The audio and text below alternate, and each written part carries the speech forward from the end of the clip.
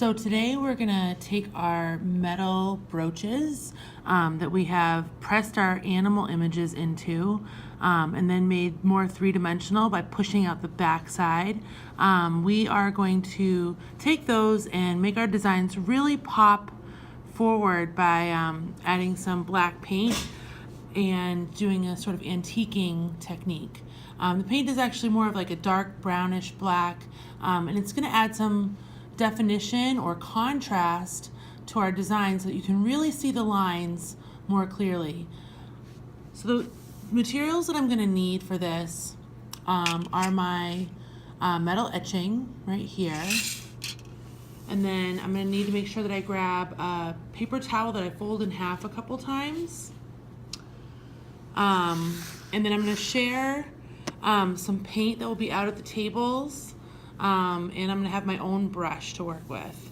So I'm going to make sure I have all those materials ready over at the table that I'm working at. There's going to be a couple of tables that have paint set up so that the whole room is not going to be a painting space. Other people will be carving, some people will be drawing today, but there'll be enough room for 8 people at a time to be painting, and we can take turns. So first thing I'm going to do is take a little bit of paint on my brush, more than I normally would to do like, painting on paper. I'm going to kind of take a big glob on my brush, and then I'm going to use that on my metal piece to go over it. And I really want to make sure that I get into all the little cracks and cover my whole piece. It does not take a lot of paint to do this. You just need to make sure that you really spread it out. So once I've spread it out, and if I feel like I can't really spread it out too much more,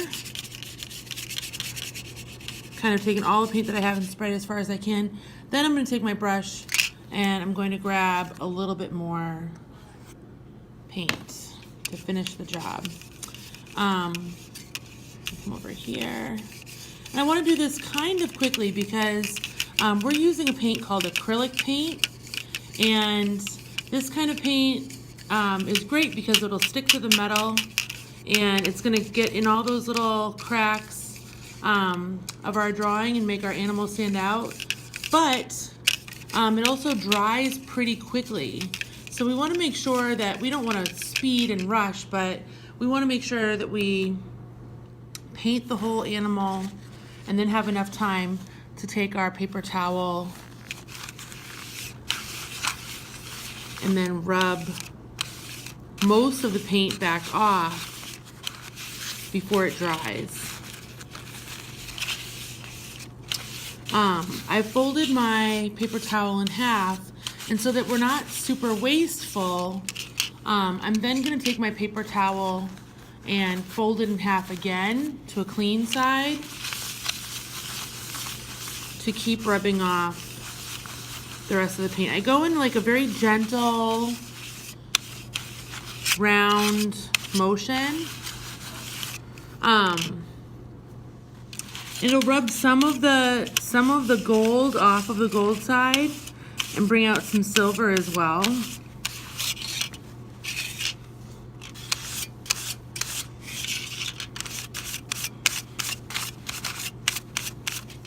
So now, as you can see, my metal piece is starting to look a lot more clear. What I can do is take a little bit of water on my paper towel and finish the job too. All right, so I've added a little bit of water, just a tiny bit, to my paper towel. And I'm just gonna very gently rub over my design. You might not need to do this if you're able to get most of the paint off without water, but this part is up to you. You wanna get off as much paint as you want. You do want some to stay inside the cracks, but just so that you don't lose some of that nice metal shine, it's nice to go in with a little bit of water and clean off as much as you want.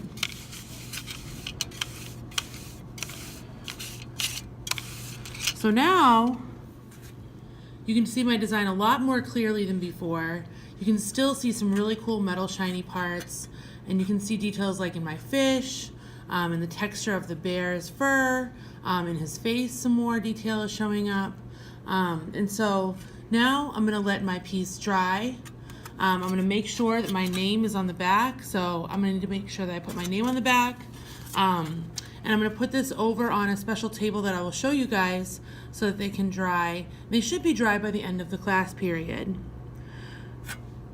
Once I'm done adding paint to my bear or my brooch, I'm going to take my paper towel and I don't have to make sure the table is perfect where I am, but I want to clean up my area just so that the next person who comes to sit down and work on their project isn't bothered by a mess or doesn't get any paint all over their clothes.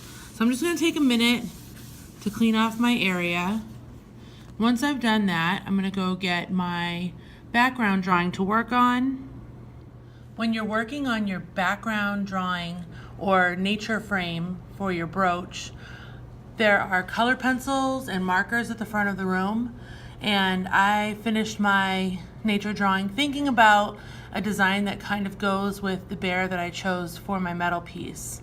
So I added a pine tree branch and then around it made a colorful border. It's very important that you find a way to incorporate the words that describe both you and your animal in your design. So I've added smart, resourceful, strong, playful, creative, and you can make your words really big and show them off, or you can kind of sneak them into your design as a small clue. That part is up to you. When your brooch is dry, either tomorrow or your next class, you're going to take your brooch, add a couple pieces of masking tape, and decide which way you want to display your brooch.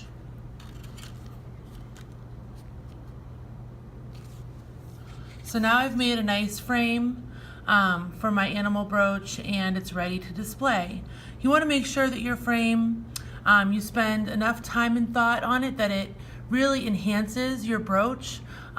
If you rush through it, it's not going to make your brooch look as nice and thoughtful. So you really want to take your time and take pride in the way that you're adding color. Really try to fill up the whole space, be nice and neat. And if it feels like there's some empty areas that need extra design, kind of go back in there and add some design to show off your brooch.